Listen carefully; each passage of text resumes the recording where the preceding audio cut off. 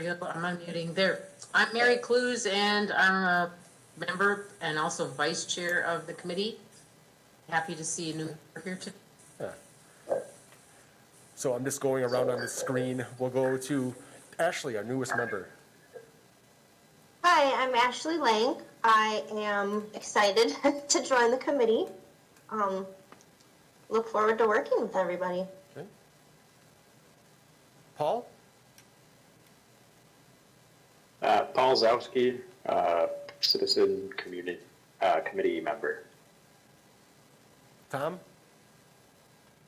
Tom Killian, Alderperson, District 3. And then Mayor, do you want to give an introduction? Sure. I'm Katie. I'm the mayor. Thanks for letting me be in your meeting. Great. And we do have a guest speaker coming up next, so I will get to you next, Israel. So the first thing we'll do is we have 2 meeting minutes to approve. The first one will be on January 27th. If we've all had a minute to review those minutes, we can approve those.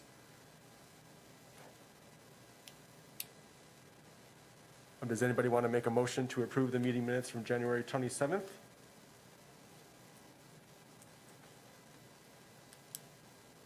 I move to approve the meeting minutes from January 27th. Okay. Second? Paul seconds. I'll start it. And Mr. Chair, Yes. one proposed amendment to the minutes where it says, I believe, Evansville, Illinois. I should read Evanston, Illinois. So Sure. if we could perhaps just propose that small correction. Correct Thank city you. would be nice. Is that something we can change, Brad? Sure. Okay. I think housekeeping doesn't actually require an amendment. Just is your Okay. care about Robert's rules. Sure. Okay, thank you for that, Tom. So with that, all in favor, aye?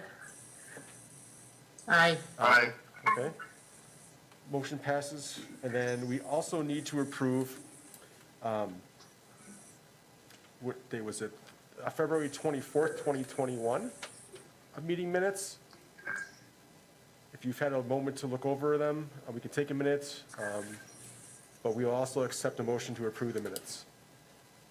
I'll move to approve, but I would like to clean them up a bit. The Okay. Evansville thing is also part of that, those Sure. packets, notes, and there's something about clues understands more. And I'd just like to strike those 2 words and just say clues, what did that say? Just clues isn't comfortable until it's rewritten. Okay. Mary, what section are you? Yeah, what section is that, Mary? You know? It was a section about the environmental justice resolution. I believe it was the second page Oh, I see. of the notes, and it's a single line, member clues understands more. I wish, I would like to strike understands more and Okay, just isn't comfortable past. gotcha. Thanks. Thank you. Did you find that, Brad? I do have it here. Okay. Yes, thank you. Okay, thank you, Mary. After that, a correction, is there a motion to approve the meeting minutes? I will move to approve them. Okay, is there a second? Second. Tom seconds. All approve? Aye? Aye. Aye. Aye. Any nays? All right, the motion passes.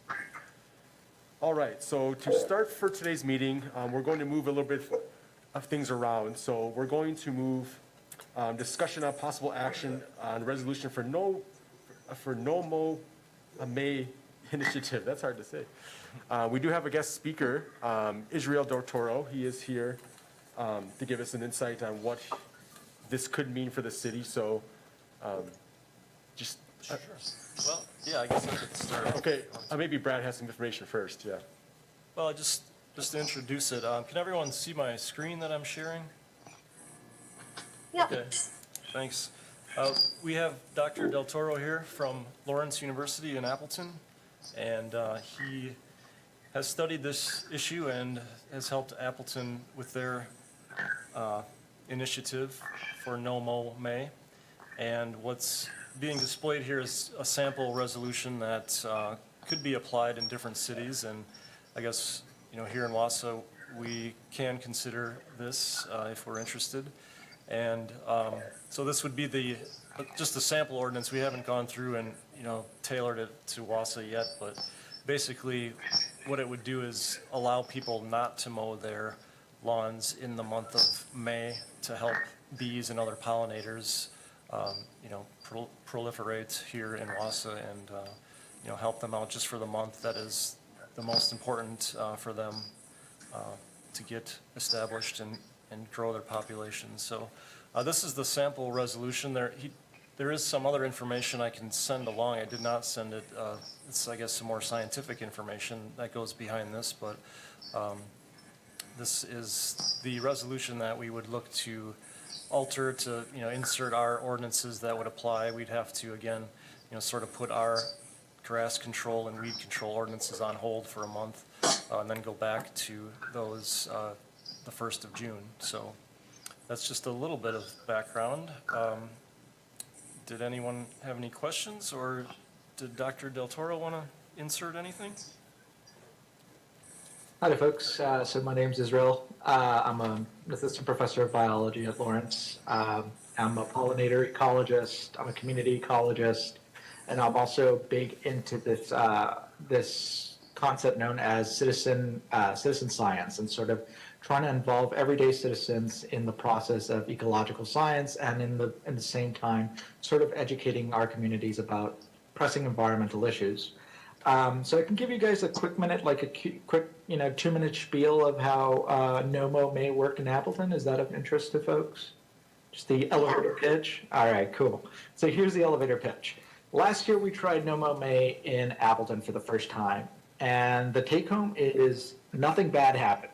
Okay, not that like the city didn't burn down, lawns didn't explode with rodents, there weren't ticks and lice and all these critters everywhere that people were freaking out about. None of that happened. In fact, only good things came out of No Mow May. Last year, what we did is we conducted this study, and we had about 500 registered participants in the city of Appleton that expressed interest in participating in No Mow May. This is an entirely voluntary, opt-in, citizen scientist volunteer effort. So if you want to continue mowing your lawn for the month of May, totally okay with that. I think there's other ways that you can also contribute to the No Mow May efforts, which I'll explain in just a bit. But what did we learn from No Mow May last year? Well, we learned that by reducing our mowing intensity just for that month of May, we can increase pollinator abundances by 5 times. So areas that were not mowed compared to adjacent areas that were mowed, we saw 5 times as many, on average, 5 times as many pollinators in those areas relative to the mowed areas. We also saw 3 times as much biodiversity in those unmowed areas relative to those mowed areas. So not only did we increase the abundance, but we also increased the number of species present in people's yards. Now, you might be thinking, well, how many pollinators could there possibly be out there? I can think of like maybe honeybees, a couple of species of bumblebees, and that's about it. But in reality, in the Appleton area, in the Fox Cities area alone, we have over 100 different species of pollinators. And I would assume, you guys aren't too far away out west from us. You guys are probably in that same ballpark of your urban bees. And so there's this hidden biodiversity that we often don't consider or think about, that an effort like No Mow May really helps to help those populations strive and get off to a good start in the year. So why do bees need No Mow May? Well, bees are kind of like, this is not exactly a biologically accurate comparison, but I'm okay with it. Bees are kind of like bears that go into hibernation in the winter, right? So a bear puts on all this weight, eats all this fish from the river, puts on as much fat as it can, and then overwinters. And as it's hibernating, it's losing all that, it's burning up all of that energy. Bees essentially do the same thing, especially ground nesting bees and solitary bees, which is most of the biodiversity that I was just talking about, and bumblebees are also in that category. In fact, in bumblebees, the entire colony dies out, and only the queen survives, and then she has to rebuild a new colony every single year. In any case, if you come out of hibernation, imagine, put yourself in the boots of a bee for a minute. You're coming out of hibernation, you are probably going to be really, really hungry. Okay, so your first thing you're going to be doing is like, I need some food. I haven't eaten in months. And so what No Mow May does, it allows floral resources in our yards to come to bloom in order to support our bee populations that are just coming out of hibernation after that last frost date, which is typically the first or the second week in May, maybe the third week in May, but as things are starting to warm up in that period of time. So take-home points, nothing bad happened. And here comes my cat invading my screen as a classic Zoom call, of course. Sorry, guys. Nothing bad happened. We only we helped our bees. We helped our bee population increase in abundance and diversity. And I like to view No Mow May more as a community education effort rather than just like being the lazy gardener, right? Sure, your lawns might get a little shaggy over the month of May, but it's also about all the other stuff that goes on during the month of No Mow May. So during that month, we disseminate educational materials through YouTube videos, social media, snaps, Instagram, tweets, all that stuff to the citizens that are participating. And we give them suggestions on what other things they could be doing in their gardens more long term in order to protect pollinators in their own backyard. So things like planting native wildflowers, providing nesting habitat for bees, reducing your mowing frequency. So instead of mowing every week, mow every 2 weeks or every 3 weeks. Something like those little things that we can do on a regular basis throughout the year in order to help our pollinators. That's a big part of the education initiative. One other thing I want to cover before, I know it's more than 2 minutes, sorry y'all. One other thing I do want to mention is that one of the things that we ask our citizen scientists to do is to register their participation in No Mow May. And so what we do is we basically send them to a Google form and they fill out a quick little 5-minute survey and give us their address and that sort of thing. And we, in return, give them like a sign that they can put in their yard that says, we're participating in No Mow May. Don't freak out. I promise I'm going to mow my lawn here in the next couple of weeks and we'll be back to normal. So that's sort of the gist of No Mow May. I can take any questions, comments, or concerns that you might foresee coming or any obstacles that might prevent you from, help address any obstacles that might prevent you from implementing this in Wausau. Thanks, y'all. Thank you. Yeah. Does anybody have any questions? Yes, has our seen this? I'm sorry, can you repeat your question? Has our attorney seen this draft resolution and given us any suggestions? I can answer that. I emailed her to her just yesterday, so I can't promise that she has seen it or not, but it is in their hands, and I realize that, they will be involved in this ordinance, and it's not quite as simple as filling in the blanks. We'll have to look at our existing ordinances. There may be more than one that applies in this case, so yeah, they will be involved. They will help draft it. From here, if you want to move this on, it would go to a standing committee of the city and then on to city council for full adoption, and we're hoping that, well, we think we can do it yet in April, so that we're on time for this to start in May. So That's great. And I just want to point out that this is a generic resolution that I'm providing to other cities that are involved, right? Please take and choose whatever works for you. We're totally flexible on this. We want to have as many partner cities of participating in this. So far, I have the wheels in motion in about maybe 14 or 15 different cities. Many of them are along the Fox River Valley, but not all of them. So, for example, Point, Fort Atkinson. I was just on a meeting chat with the city attorney and the mayor of Milwaukee yesterday. So this is really something I'm trying to disseminate at a statewide level, and there is broad interest. So you wouldn't be alone.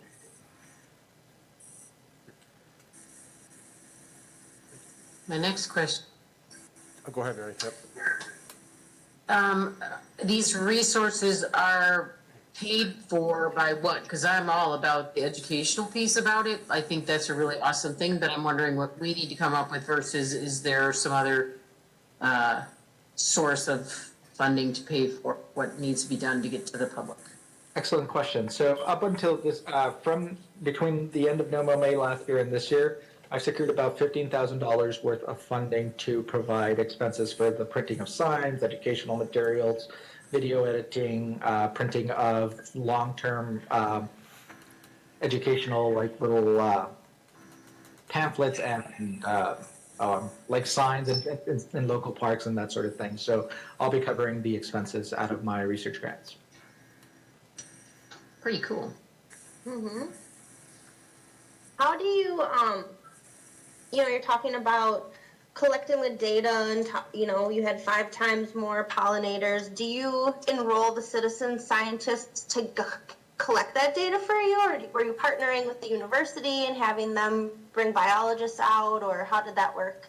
Yeah, excellent question. So last year, because it was the first year trying it here in the States, I should also mention that this initiative originated in the UK. When I was living in Wales, that's where I first heard of this and sort of imported that from Wales over to Wisconsin. And last year, Appleton was the first community in the US to try it.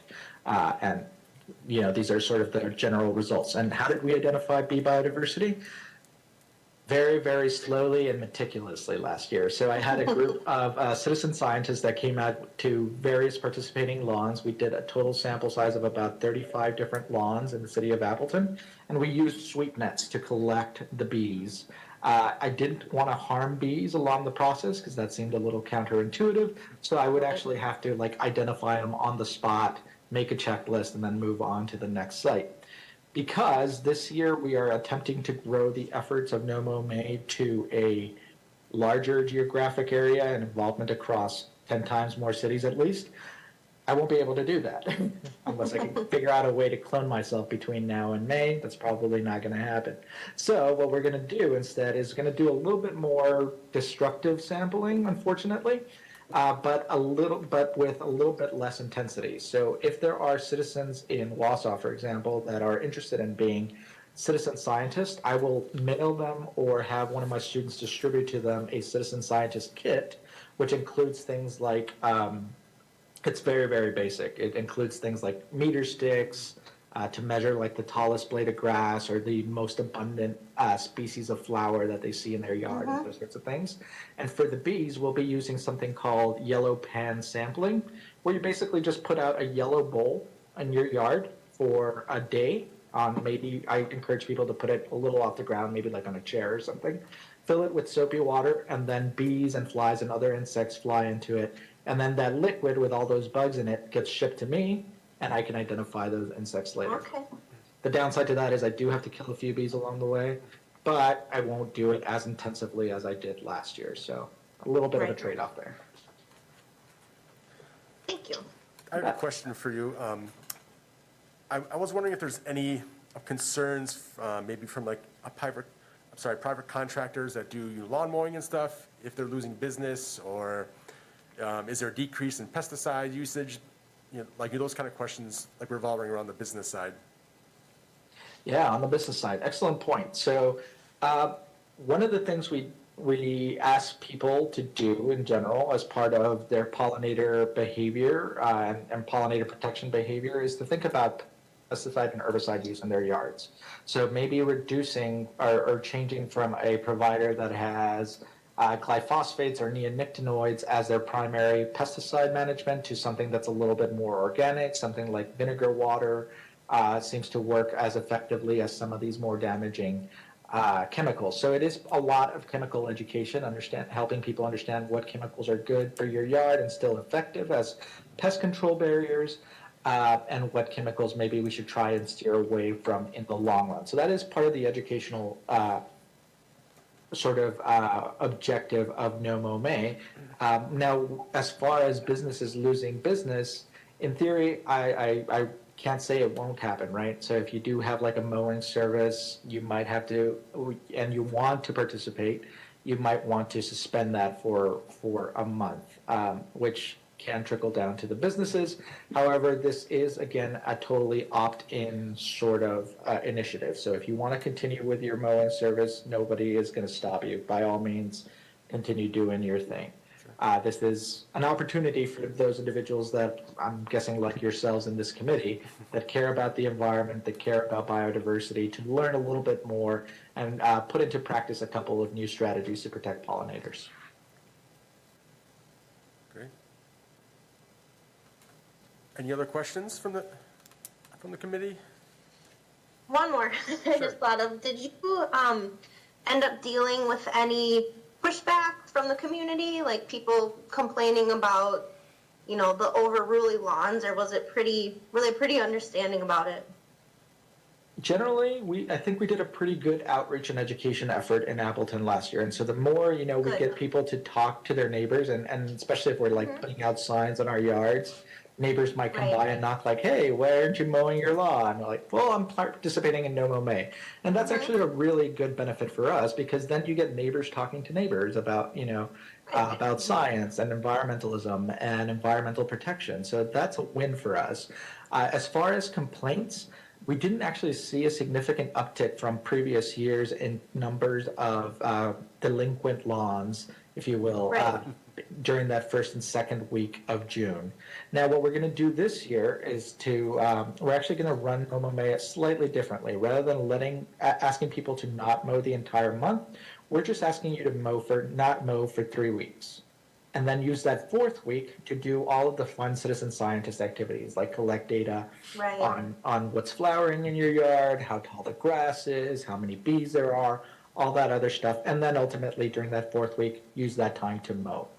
And then, bring your lawn back into compliance before that June 1st date. All right. Any other questions? I have a question for the other committee members. How do we see aligning with what our priorities are, and does it relate to the Green Tier community goals that we've embraced? I'm wondering what people see. Yeah, is that something we can follow up on the next agenda item, Brad? Yeah, I can take a look here. There is an element, well, on the score sheets, I answer that specifically. I mean, there's 135 different elements, and they're kind of grouped into transportation, natural resource management. I guess I would think it would fall in there somewhere without knowing off the top of my head where it would go. There's water resource, probably doesn't pertain to that, but I would imagine it falls into this natural resource management category somewhere. I can look specifically for that. Yeah, we can take a look at that here, Mary, shortly, but are there any other questions for Dr. Del Toro? All right. Well, thank you so much for your time, Doctor. We appreciate Absolutely, it. and I'm only a short email and phone call away, so whatever I can do on my end to make it happen in Wausau, I'd be very, very interested in continuing this discussion. So thank you all for your time, and you all have a lovely meeting and a great afternoon. All right. Thank you. Take care. Bye, y'all. Appreciate it. Bye. So as far as discussion regarding this, what are people's thoughts? Is there any questions from a city perspective that we need to answer? This is something, if we were going to do this year, it would have to be very quickly, as May is just around the corner. So if that's something that can actually happen in that time frame, I would think so, but. Yeah, I think it's possible. He answered questions that I had too with, what it would involve with the scientists and, the science and registering. It sounds like that's already sort of being taken care of, that the city wouldn't necessarily have to establish a new process for that. So it sounds like it's fairly turnkey, assuming we can have the political will to pass it and Okay. get the resolution done. Is there any discussion revolving around this? Any talking points or things that people wanted to comment on? I think it's quite positive, and it would probably dovetail with some component of the Green Tier program. The fact it's voluntary, I think, should probably comfort those who may have any concerns about it. And I think it appears very positive and would support it. I know I'm not a member of your committee, but I'm really into this.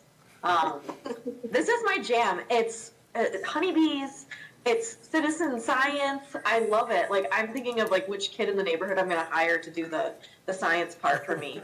So I think this is really cool, and I think it would be a great discussion to have at the city council level.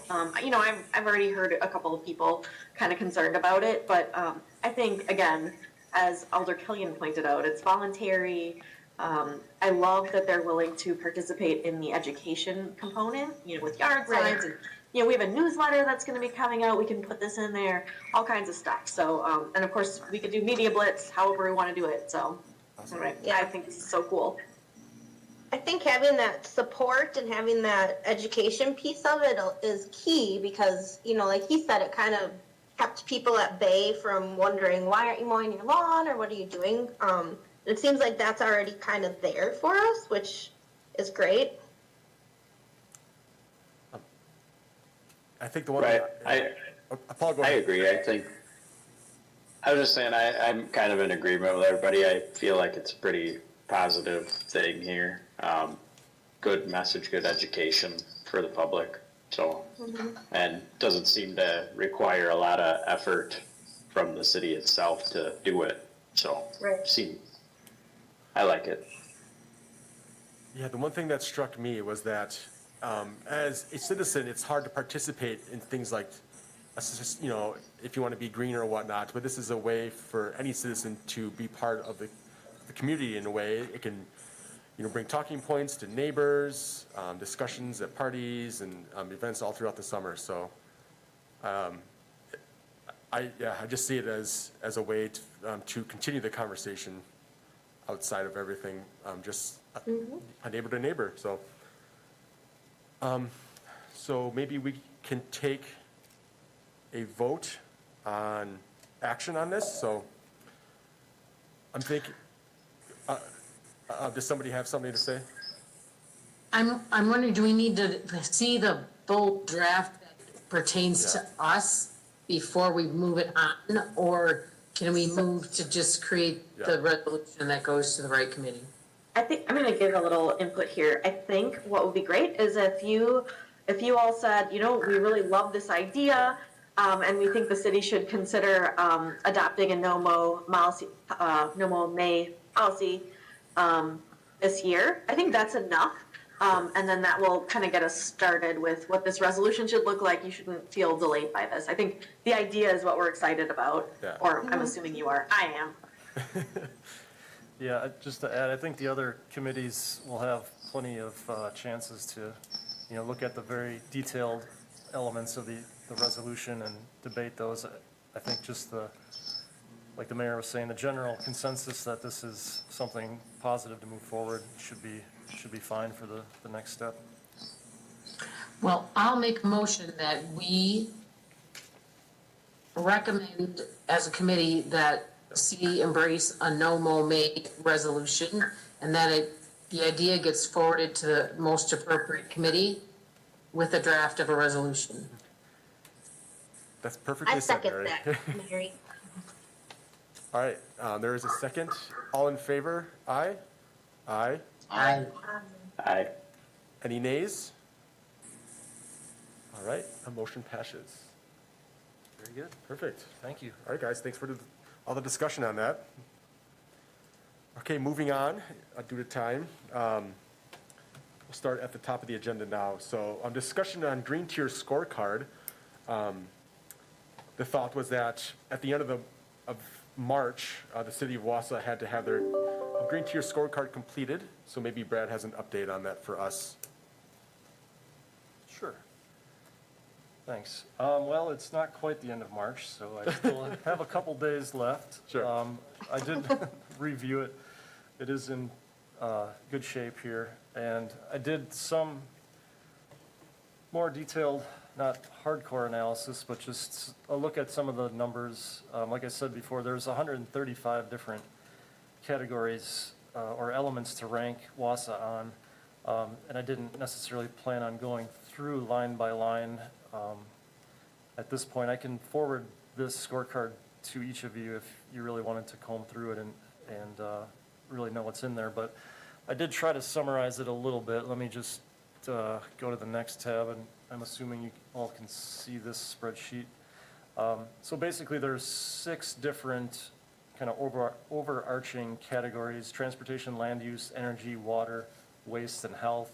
There's actually 12 overall categories. Again, there's 135 different criteria to rank, but those are the categories of those 12. And, you know, just to get a sense of where we may be stronger and where we may be lacking a little bit. Again, all the rankings are subjective, but, you know, at least this hopefully tries to put some of the numbers into perspective a little bit. But so overall, there's 653 points across these 12 categories.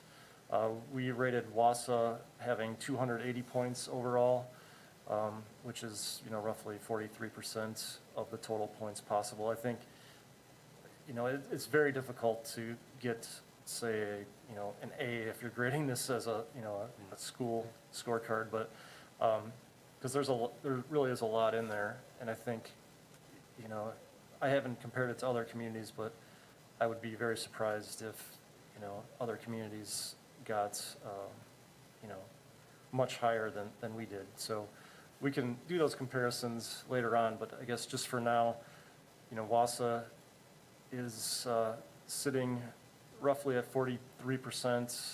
Again, this is something, I guess just to back up a little bit, the Green Tier Legacy Communities Program is from the DNR. It's a voluntary participation, which we did pass a resolution to join. And, you know, as part of that, there is some duties that we have, and one of them is to sort of track our performance overall.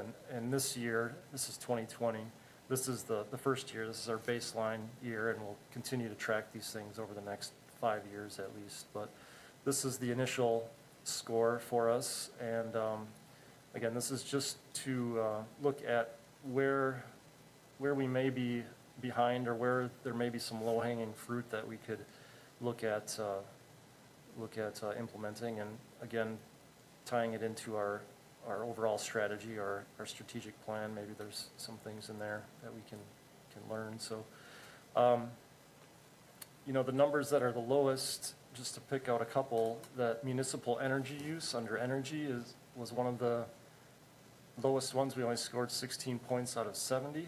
Thought that was a little surprising, since, you know, we have talked about things that we could do, and, you know, we are starting to do things there, but, you know, overall it does score fairly low, and it seems like it should be something that we could have control over, being, you know, that the city can, assuming we have the, you know, the money to do some of these things, that there's little other impediments to maybe, you know, bring that element up a little bit. Some other ones, just looking at the list, a lot of them had to do with water. You know, overall, we're, I think, doing okay. The waste management one was a little surprising again, because it seems like, you know, we've talked about doing a lot of things with recycling, and we have a new recycling app, and you know, we have done some things, but we're still relatively low in terms of the overall score that we're getting. So that does seem to be something that we could look at and maybe make some impact on. I guess going back for a second to the scorecard itself, and Mary had the question of, well, where does the B ordinance fit in there? And like I said, there's the natural resources element, and I'll just go right to that one. And I think there are a couple that actually do apply. So natural resources management is the category that we have, and there's 2 criteria that have to do with vegetation management. And let me see, I can't quite read them on the screen, but the first one under vegetation management is public properties and rights-of-way mown or cleared only for safe sight lines and or to remove invasive species. So, I mean, that seems to speak to the fact that, you know, would leave some natural areas for vegetation, natural vegetation that could help bees and pollinators. And the very next one, to create community policy and BMP guidelines in minimizing chemical use during vegetation management of public and private properties. So, as Dr. Del Toro was saying, the chemical usage, the pesticide usage is part of the education.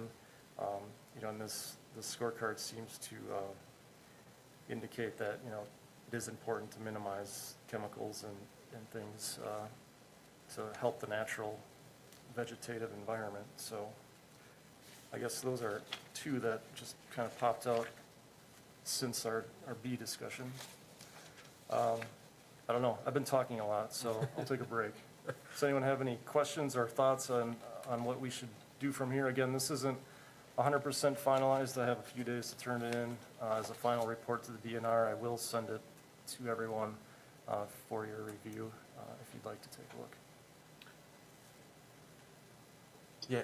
Yeah, I guess if you could share it with us when it's complete, I'd be interested to see some of those areas that we didn't do so well, what those are, and what we could do, things that we might be able to, suggest moving forward to try to improve those areas. That would be great. Okay. Sure. So as the newbie here, is this available somewhere that I could look at it and just get familiar with kind of the metrics, or is this the document that you suggesting that you'll send out at some point?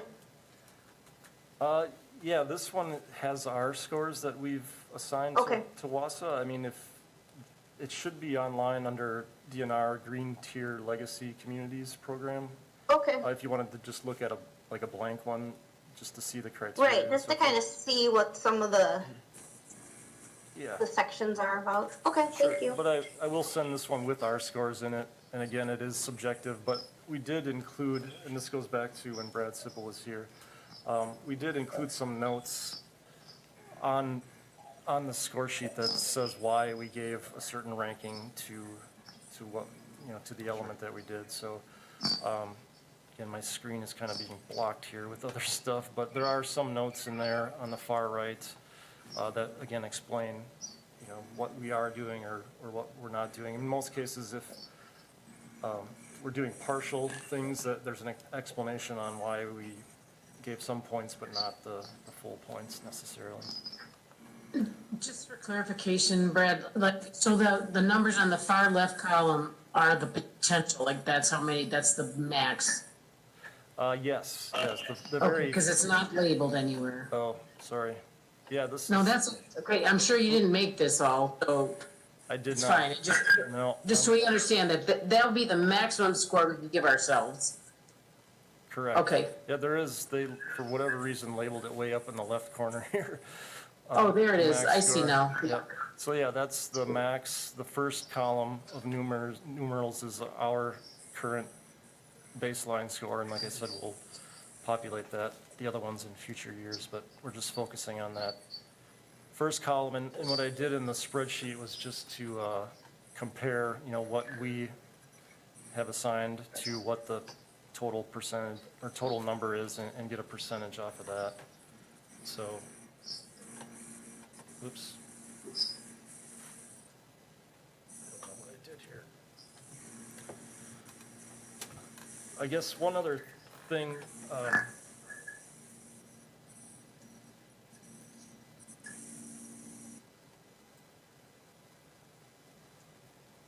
so we did, we have talked about this in relation to our strategy and our strategic plan, and there was talk about our comprehensive plan. And I thought that was a good question, a good point. We do have a comprehensive plan that was adopted in 2017, and there are some limitations with it because it's essentially a land use plan. I mean, there's other elements, obviously, but in the comprehensive plan, there is a chapter, a natural resources chapter, and the goal of that chapter is that the city will continue to protect and enhance the quality of significant natural resources. That's pretty broad, but the objectives talk about vulnerable natural resources, surface water and groundwater, and then solid waste. So, I mean, if we compare that directly across to what the scorecard's looking at, you know, there are some parallels there.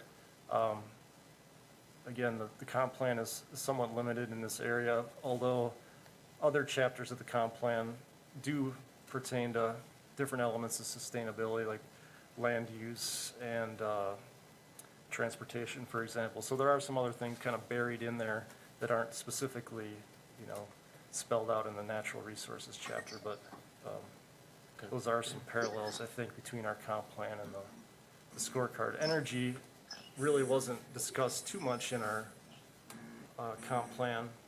You know, there's some passing references to it, but you know, I realize that is an important part of this committee since it's part of our name, really. So that is an element that I think is important, but isn't necessarily, you know, spelled out in detail in our comp plan. So I do think there is some logic for, you know, looking at the scorecard and trying to, you know, spell out more specific goals and work towards those, so. Well, I'd like to say though, like, I appreciate the green tier framework, but for my own interest, or what I think of as priorities, like looking at environmental justice, I feel like there's still some things that we need to address. You know, I don't think we can take the green tier things and say, that's what this sustainability committee has to say. I mean, maybe other members feel differently, but I feel like some things that are missing are the environmental justice and the people aspect of sustainability, which, for instance, the whole thing about a guaranteed income, to me, is a sustainability issue. And I'm really excited that the city's, you know, going to be able to try something, some experiment. The other thing I think we miss a lot is greenhouse gases, climate change. I don't really see it much even in it's like energy use in the green tier, and I feel like there's actually not a lot about climate change, and I don't know how we can align with some things that are happening at other levels of government that might work to our advantage and the world. Just me spouting off. No, very good point, Mary. I think a lot of people on this committee feel the same way, so. But moving forward with the green tier, I think what's best for the committee was maybe have Brad finish up his score sheet, and then at the end of the month when it's completed, he sent it to everybody in the committee, and then for the next meeting, we just take some time to review it at home, bring your ideas of where we can improve, bring some ideas, you know, what might be the best actions in these 6 categories, and is there any way that we can tie those into a formal way to tie it into the mayor's strategic plan? So I think for the next meeting, I think this is something, yeah, we keep pushing it, but it just hasn't been finalized. But maybe after it is finished, everybody gets a copy. We all bring our ideas to the next time you bring this up for discussion, and that can drive what we want to do on this score sheet.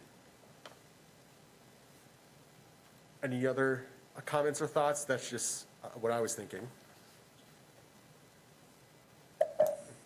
I think it sounds like a good way to go forward. So. Yeah, I agree. So Brad, you have to have this finished by the end of the month. Will you be sending that out to us when that's finished then? I will, yeah. Okay. Yep. So we'll expect an email from Brad, beginning of April 1st to be exact, April Fool's Day. But no. Yeah, we'll try to get it out as. Yeah, it's fine. Okay, so no actions on that, but we should be moving onto the agenda. So agenda item number 4, discussion on 1300 Cleveland Avenue. Yeah, maybe Tom, do you want to maybe start with this? Just to give an overview of what's going on, where it's at with the city.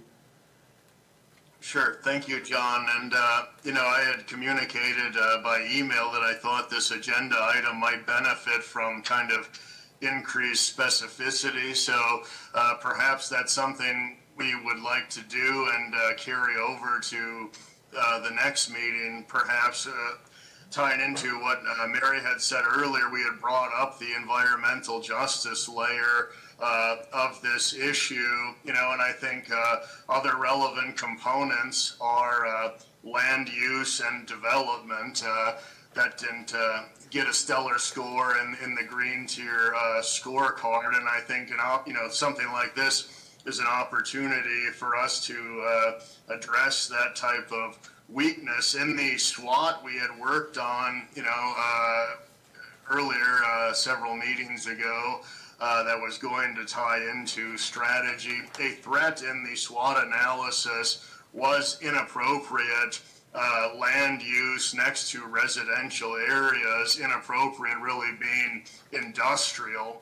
So I think any way we slice or dice this is very relevant to our body as an advisory body, and I think these are opportunities moving forward for the committee to advise the council on related elements. So, perhaps we could maybe specify a little more detail in the agenda item for the next meeting, vis-a-vis environmental justice and land use, and then attach possible action to it, so that if we want to put together an advisory opinion to pass along to a standing committee or the council, we're able to do that.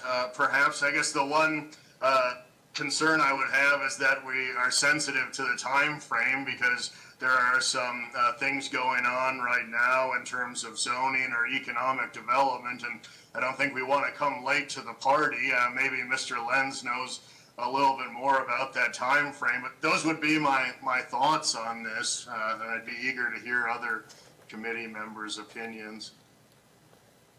Thanks, Tom. Well, I can speak to the time frame if you'd like. Yeah, maybe just give a quick overview for Ashley too. I don't know if you're familiar with what's going on with 1300 Cleveland, but maybe just like a broad scope, what's going on. Well, I mean. That'd be helpful. Okay. I mean, the zoning change to residential was recommended by the Plan Commission. It's just a recommendation. It's going to the City Council in April. So that establishes the zoning of the property.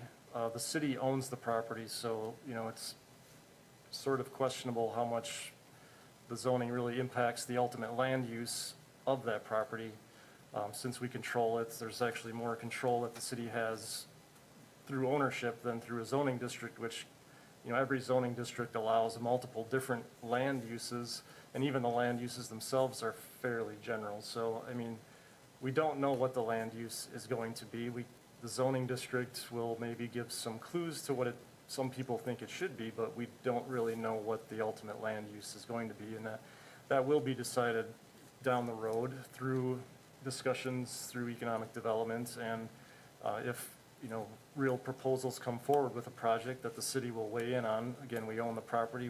In order to dispose of that property to a specific proposal, there's a process that needs to go through. So the land use, again, isn't determined at this point, and those discussions, again, will be had later.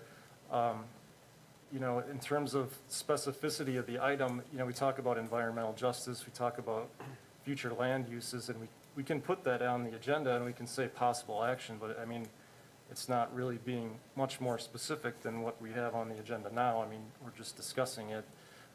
What is the future land use being proposed? We don't know.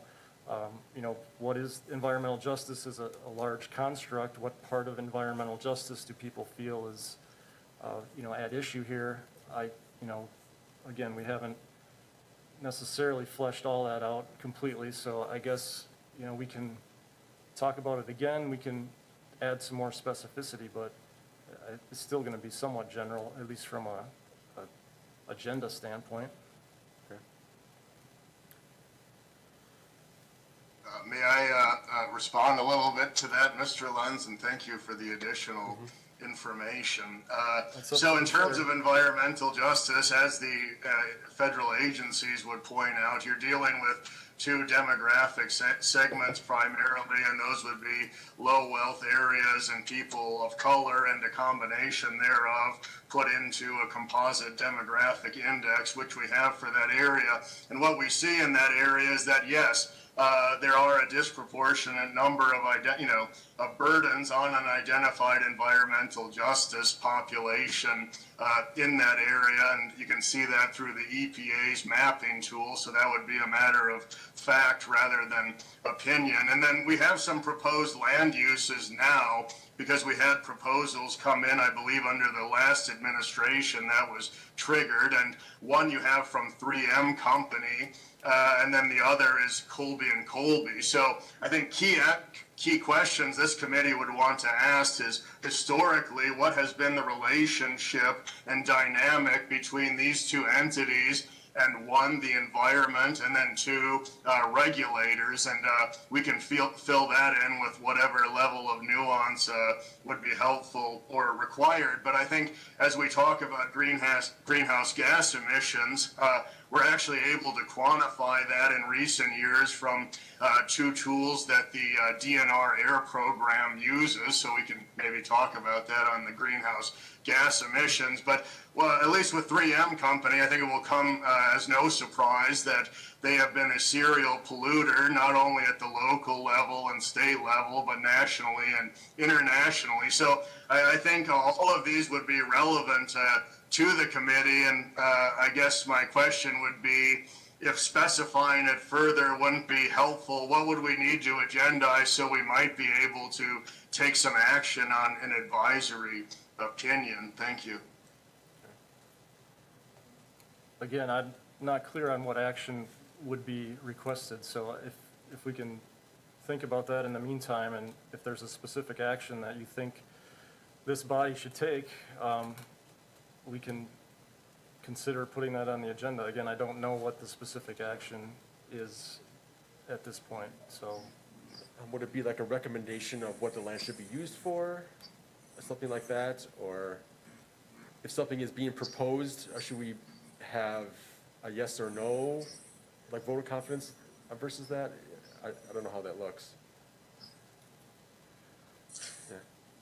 Yeah, I'm not sure either. I mean, again, this committee can get out in front of all those discussions and talk, hypotheticals and what they would recommend from an environmental perspective. I think that could be one of the factors that goes into the decision making. So, if that's the angle we want to work, I don't know.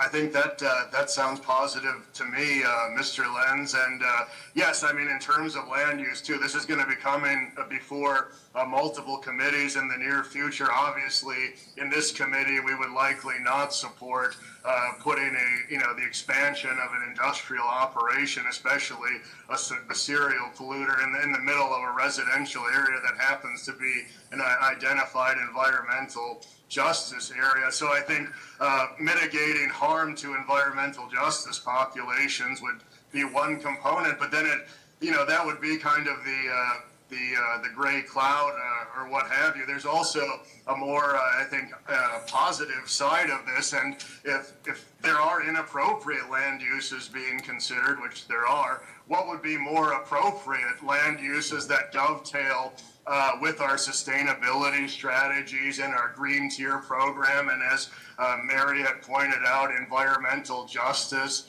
objectives and missions. So I think we'd have the opportunity, probably as the most relevant body of all bodies the city has, to advise. And I think this is a great opportunity for us on all of those facets. Thank you. Well, I'm not really clear on how sometimes committees communicate with each other. Like, it seems like there ought to be ways where things are a little more coordinated, so we're working and all pulling in the same direction. But I'm too old. It's part of the problem. I mean, I know probably everybody else has forgotten that a while ago, Wausau passed a resolution declaring themselves an eco-municipality. And there's some system conditions around that. There's some basic principles that underlie that philosophy, and to remind other committees that, you know, this is something Wausau embraced under a very, you know, very different, completely different council and mayor, that says we want people to be able to meet their needs. We don't want to undermine their ability to meet their own needs. And to let them maybe look at it through a different lens, but I don't know how committees really communicate with each other. Like, how do we say, well, just to remind you that we've embraced some different things, and I don't know. I'm lost, a little bit lost. No, that's a good point. I mean, I remember the eco-municipality resolution, I think it's from 2009, under a previous organization. I think it was called Commission for a Greener Tomorrow. And yeah, we do have that resolution, and it's somewhat, I don't know, I don't want to say generic, or, you know, there's not a lot of target, necessarily specific targets in there, and it's kind of higher level, and say the city will commit to being greener, et cetera, et cetera. So yeah, I mean, that's, when we look at drafting resolutions, we can't, and this maybe is part of the greenhouse gas discussion later, but, you know, it is difficult to craft the resolution that's going to have some teeth, that's not just kind of a feel-good thing that is going to be implemented. I mean, it's really up to the city council and the alderpersons and staff to, you know, remind people that, you know, we did adopt this resolution and we did commit to these things, and we need to be reminded of these things. You know, and there are different committees, and this committee is now sort of the arbiter of sustainability, and you know, different committees have different focuses, and, you know, you could debate whether that's, you know, the best way to do things or not. I mean, economic development sometimes is only focused on a certain thing versus a different committee that's, you know, overseeing what they're supposedly in charge of. And then it all comes together, I think, at the end at city council, when the different committees kind of present their sides of the issue and say, well, from this perspective, it makes sense or doesn't make sense. From this perspective, it does or doesn't.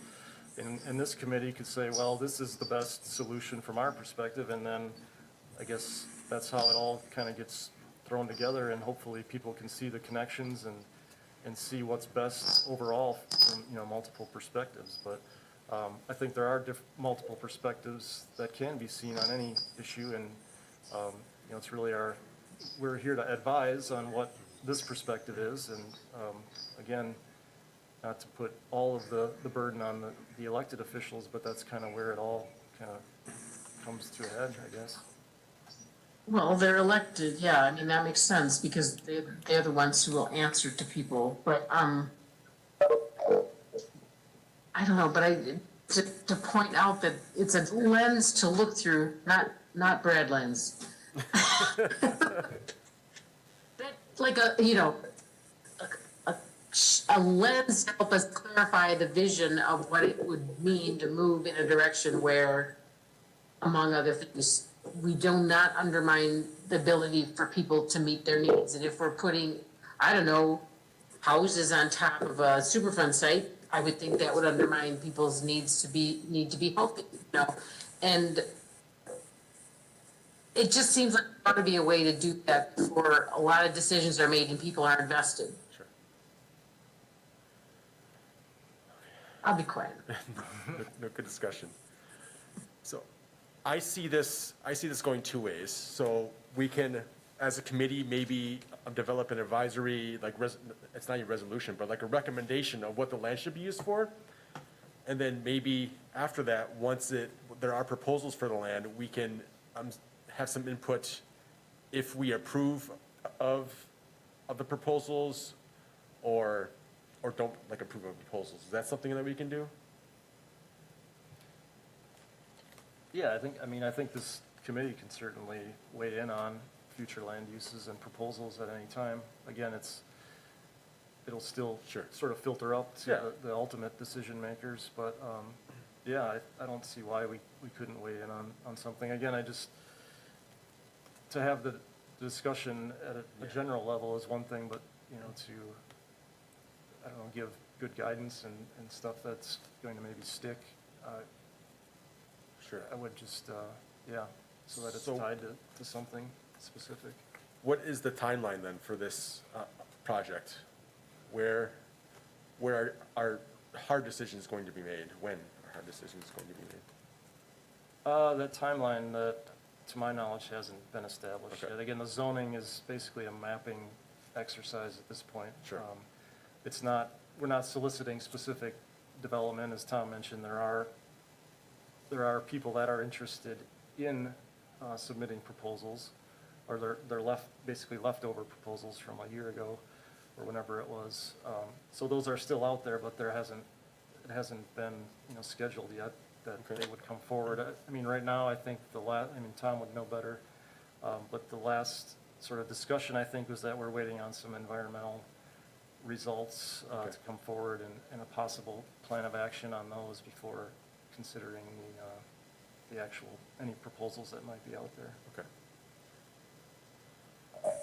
That sounds right to me. And the ED agenda, I do not believe is out yet for the end of the month. I'm not certain if those proposals will be agendized in some fashion on that agenda, or what that discussion may be. But I think the committee should know that the city apparently in various ways has been entertaining quite seriously proposals from 3M Company and Colby for industrial expansion on that property. So I think just in the realm of what would be possibilities, kind of relevant, fact-based ways this committee might be able to put together some sort of advisory communication. I mean, I think there would be different levels. One is, can we demonstrate that that's an environmental justice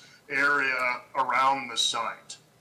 Yes. So perhaps we could do that and include it in our communication too. Has that population put forth or participated in a way that would indicate in any overwhelming way how the environmental justice population feels? Yes, the city put together a compilation of public participation feedback, so we have that. Then lastly, the companies that have expressed interest. Do we have the potential to look into that regulatory history in the city or elsewhere to review documentation on what their interaction has been with the environment and with regulatory agencies? Yes, we do, and not just locally, but throughout the state. And I just submitted an open records request on some of those documents to the DNR in the last few weeks, but I think we'll probably have an abundance of information. So I guess just however the committee would feel, I think we'd have some information to review and to perhaps put together some sort of advisory opinion about whatever that may ultimately be. Thank you. Yeah, I think from a committee perspective, the best way is to have a recommendation of what we see the land would be used for that ties to our line of thinking and goals.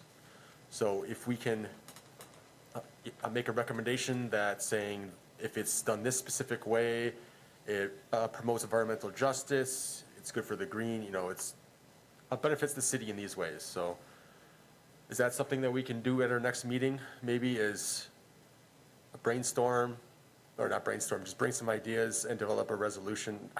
I keep saying resolution, but it doesn't have to be a resolution.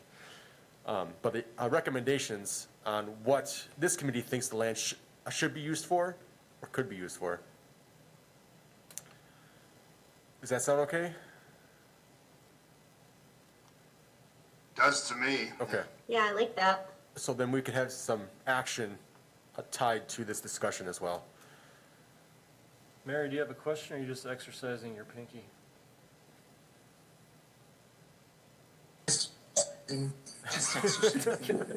Yeah, I thought you were trying to be subtle about raising your hand. I did too, I yeah. thought maybe she was waving at the child. Yeah.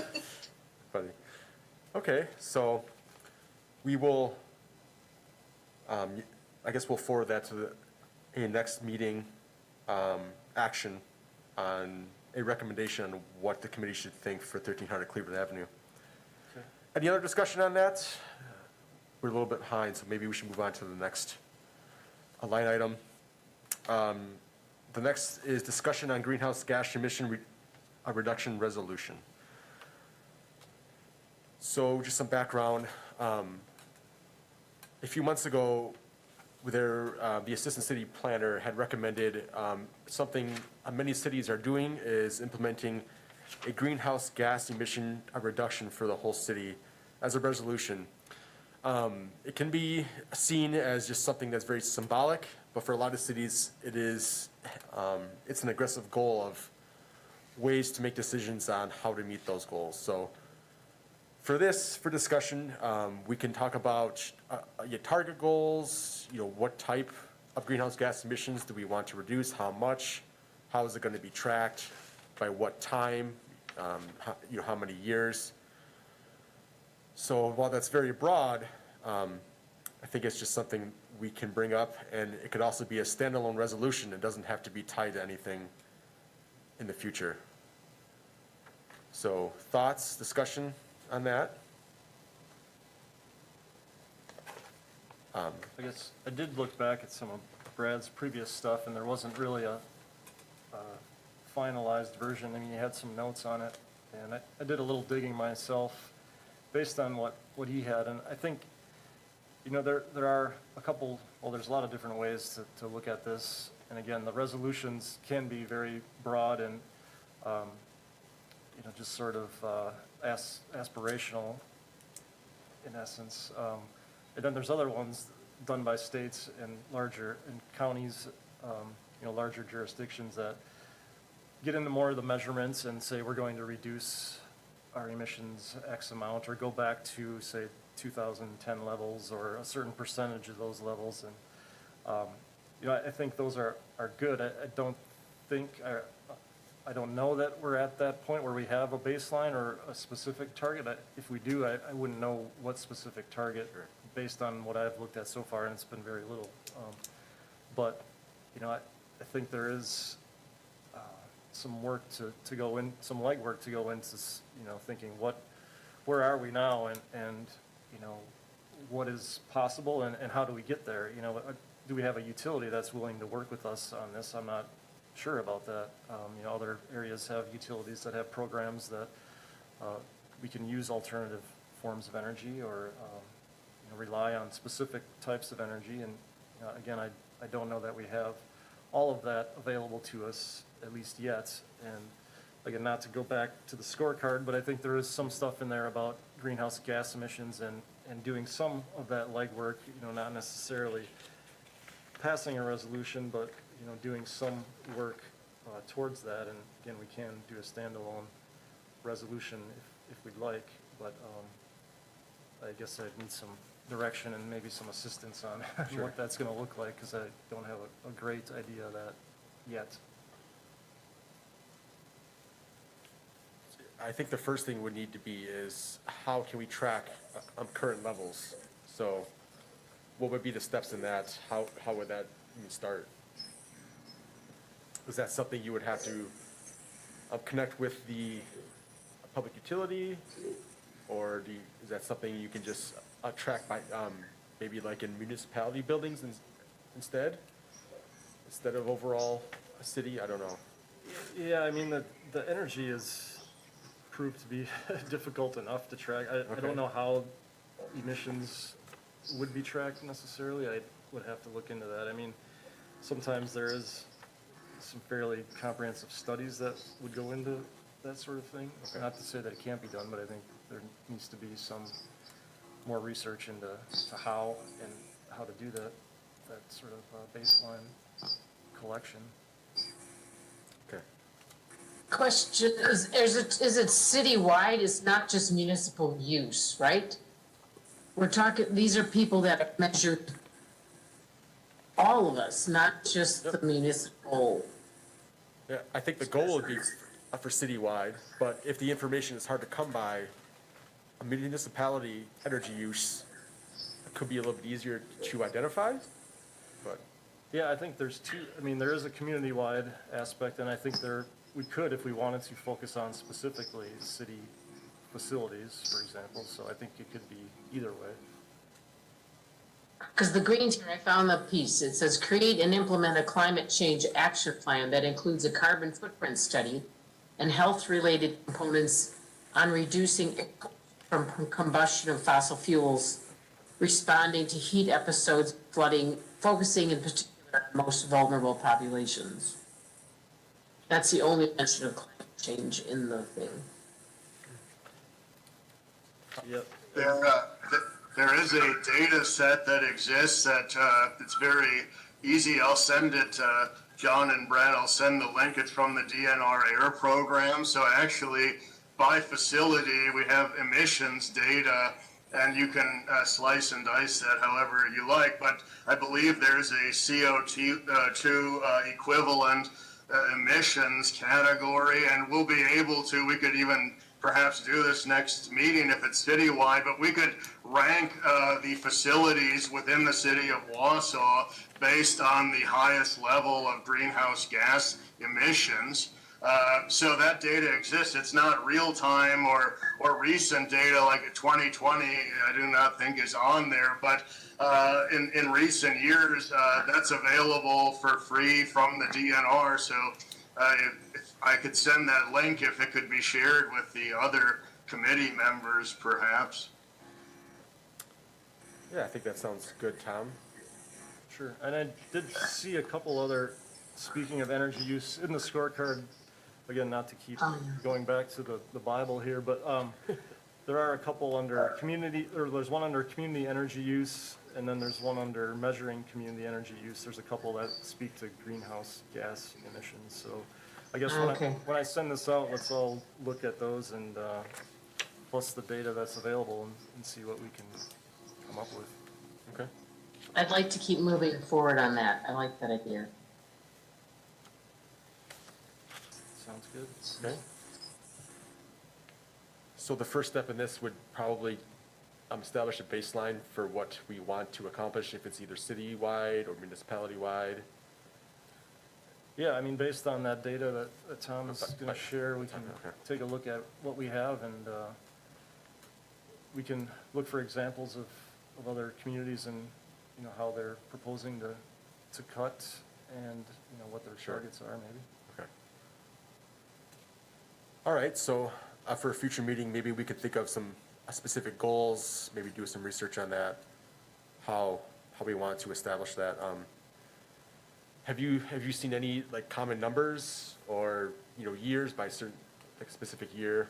The few I looked at, they were all over the board. Okay. Kind of thing. So, again, some try to go back to a year, like we're gonna go back to 2010, Okay. like 50% of what we were using in 2010. Seemed like kind of a weird target, but that's Okay. one way to do it, I suppose. All right, well, I think we'll keep that in mind as we move forward on that. So, any other discussion on that? Okay, so moving on to our next item, discussion of possible action on the Sustainability Award Program. Do you have any information on that, Brad? If there's anybody? been Well, yeah, nominated? well, I don't. I think Pat Peckham, who is sort of an adjunct member of the committee, was here last time, and he talked about a specific nomination that he was considering.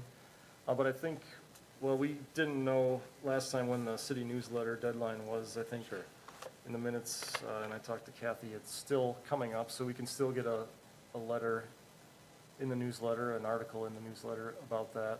And I think we wanted to advertise Aspirus's award from last time and then solicit new applications to the program. I think we were gonna go down to one this year in Yeah. 2021. I think we're falling behind on the 6 month right now. Yeah, so I think, well, April 5th is the deadline for the newsletter. I'll get that going. I can send it out if anyone has any inputs into that, let me know. And then, yeah, I guess we can push it out from there, advertise it, and try to get applications for us to consider. This is related to the awards thing, because I think we had initially intended it would be tied to,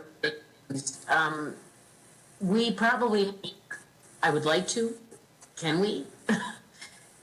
Encourage some city participation in Earth Day activities? I don't know if it's related to the awards thing.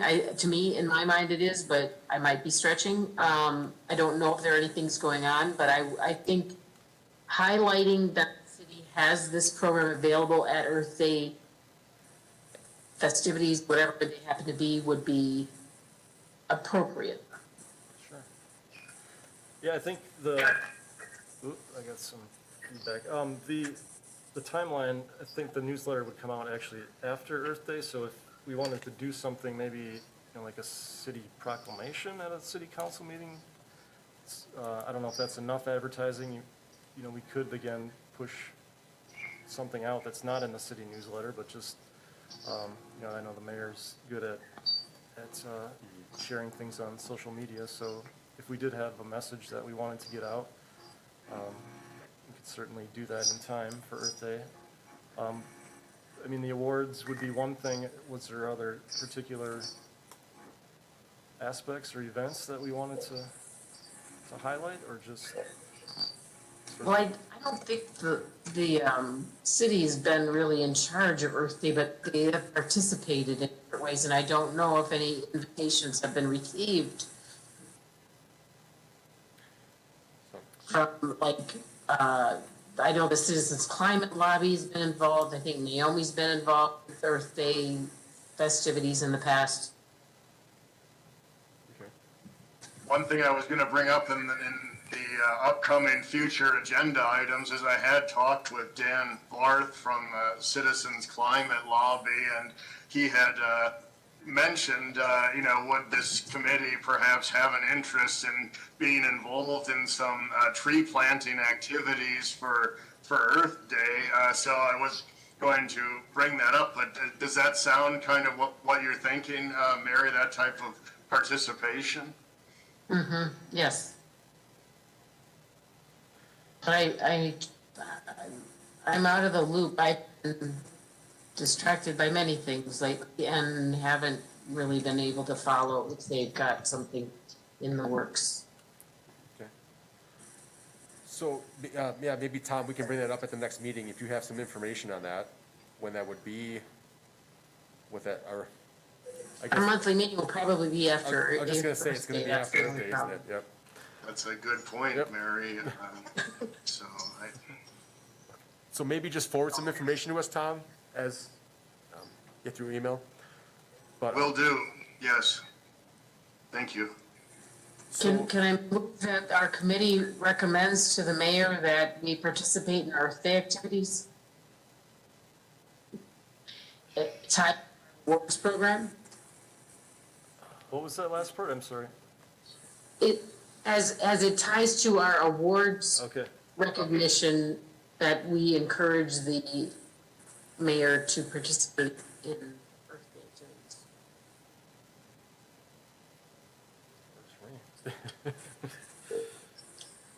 It's a bit of a stretch with that, yeah, with our agenda item, I think. so we get, That's fair. so what kind of action are we, how can we vote on that as action? Recommend to the mayor Sure. to, I don't know what participation means exactly. Good point. Is a proclamation at city council good? Is advertising, a press release? I'm just trying to think of ways. Yeah. Like that we, just let people, part of our Earth Day activities would be that we take advantage of opportunities to let people know and encourage the mayor to proclaim Earth Day and let people know that the awards program exists. Yeah, I think that's, okay, yeah, so. Is that something we have to vote on? Unless anyone's violently opposed, Yeah, I don't think, yeah, so I think that's fine, Mary. So yeah, we'll make a recommendation to the mayor, to make some sort of statement or whatnot for Earth Day, events. Yeah, I did want to make a point though about the sustainability word, so if that's going to be, is that going to be advertised in the next, mail letter? Okay. For future, is that something we could put on the agenda, is every 3 months or so, maybe have discussion on what we can recommend to be put into the, what is that called? the newsletter, city newsletter? Yeah, the newsletter. Maybe we can have some discussion every 3 months or so where we want to just have a blurb or a section on what the committee is talking about, or use some recommendations how to enjoy the city's offerings through, yeah. It's sustainability lens, That's so, really, yeah. really good idea. So maybe we can do that every 3 months, just have that as an agenda item. So that would put us in July or whatnot. Okay. Sure. All right. So any other discussion on sustainability award? I think we'll have some more information probably after that gets out in the newsletter. And maybe we'll have some nominations for the next meeting or for the next awards that we are planning on in October, if it's supposed to be bi-yearly.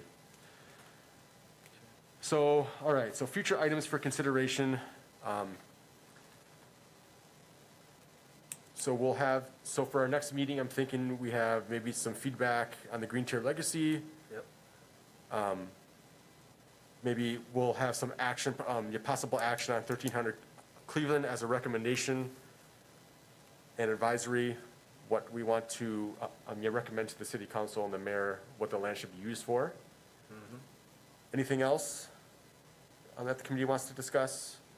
If it happens that the clock doesn't run out and we happen to meet prior to the Earth Day tree planting, perhaps have that on if we don't Yeah. run out of time there.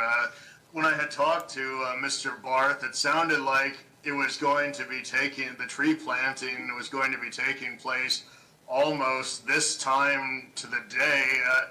Do you know, Ashley, at all about that? But I think if we meet before that time, we still may have a little room a little flexibility to come up with something. Do you have a specific date already? I'm not sure. Let me check. I don't remember the specific dates. The third or fourth Wednesday is our usual scheduled time, but Yeah, the regularly scheduled one is on the calendar for Wednesday, the 28th of April. so That's pretty late. even if it's a week before, I think Earth Day is the 22nd. So we're kind of cutting it close there. Be the day before. Yeah. Yeah. Yeah, I don't know, I maybe, mean, if everyone's available, we can meet whenever sure.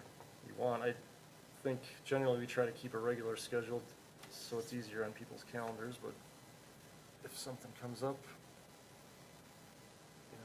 I don't know, I'm flexible. It's up to you guys if you're available or not. It's hard to know that part of it is, but Yeah. I don't know, what does everybody think? Do you want to move up? Yeah. I would be okay with it. So what specific dates would that be for April 21st would be the meeting. the 21st? Is that enough time to do anything for that? Probably not. It would have to be the 15th, the 6th, the 14th?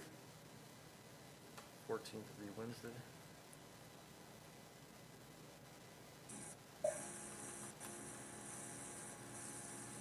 For the purpose of forwarding a proclamation of some kind, or is that what you're thinking, or we don't know yet, and we just we wanna meet before, so we have something for Earth Day? Is that what? I think it's that, the tree planting. Yeah.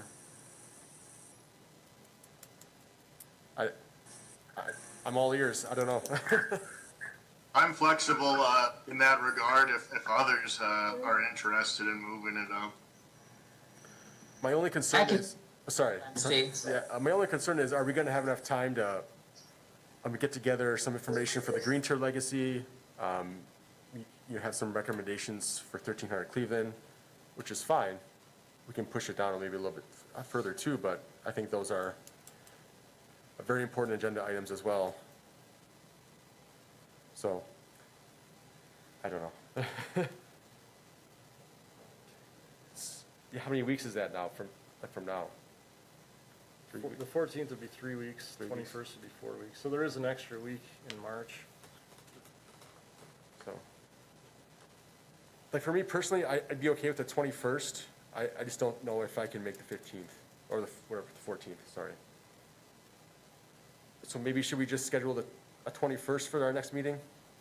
Okay, we'll go with April 21st. Sounds good. Any other agenda items people want to bring up?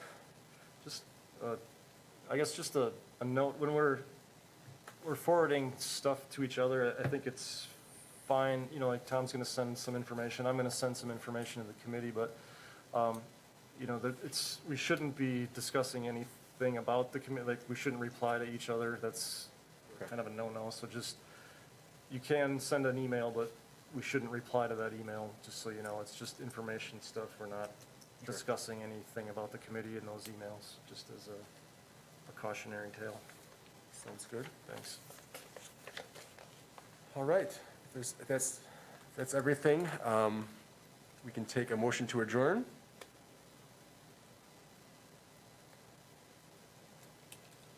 Tom makes the motion to adjourn. Is there a second? I'll second. We got a bunch of hands. Three-way tie. Three-way tie, perfect. All in favor, aye? Aye. Aye. Nays? I. All opposed, nay? All right, motion is adjourned. We'll see everybody April 21st, 4:30. All right, thanks, guys.